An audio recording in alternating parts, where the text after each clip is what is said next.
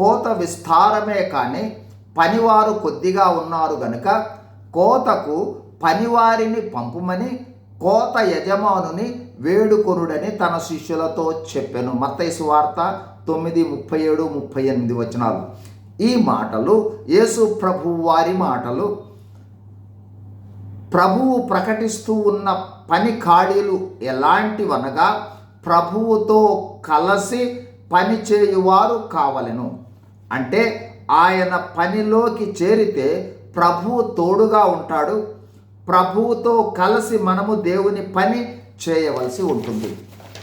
ఈ పనికి అర్హత యేసు ప్రభువు వారిని సొంత రక్షకుడిగా అంగీకరించి రక్షణ పొందుట లేదా నూతన జన్మ అనుభవమును పొందుట. నూతన జన్మ అనుభవం ద్వారా క్రైస్తవులైన వారందరికీ పని ఉన్నది. ఆ పని ఏమిటంటే అనేకులను దేవుని రక్షణలోనికి నడిపించు పని.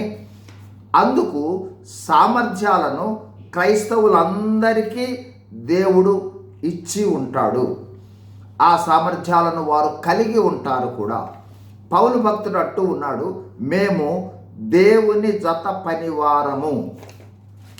మత్తయి సువార్త 9:37-38 వాక్యములలో యేసు ప్రభువు తెలియజేసిన పనులు రెండు. ఒకటి, కోత విస్తారము, పనివారు కొద్దిమందే ఉన్నారు. అంటే సువార్తను స్వీకరించుటకు ప్రజలు అనేకులు లోకములో ఉన్నారు, కానీ సువార్త ప్రకటించేవారు మాత్రం కొద్దిగా ఉన్నారు. కావున సువార్తను ప్రకటించు పని మనము చేయవలసి ఉన్నది. ఆ పని ఖాళీగా ఉన్నది.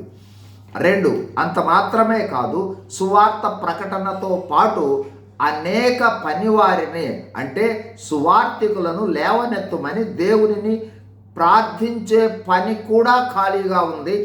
అందుకోసము మనము ప్రార్థించేవారిగా ఉండాలి.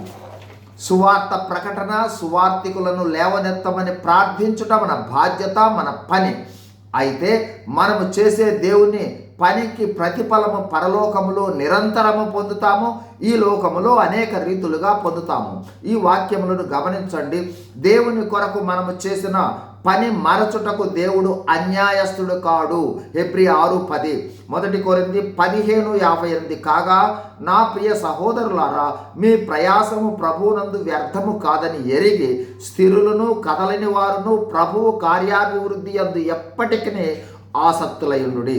సువార్తను ప్రకటించండి, సువార్థికులను లేవనెత్తుట కొరకై ప్రార్థించండి, పరలోకం నింపుదలకు ప్రయాసపడండి. God bless you. Thank you.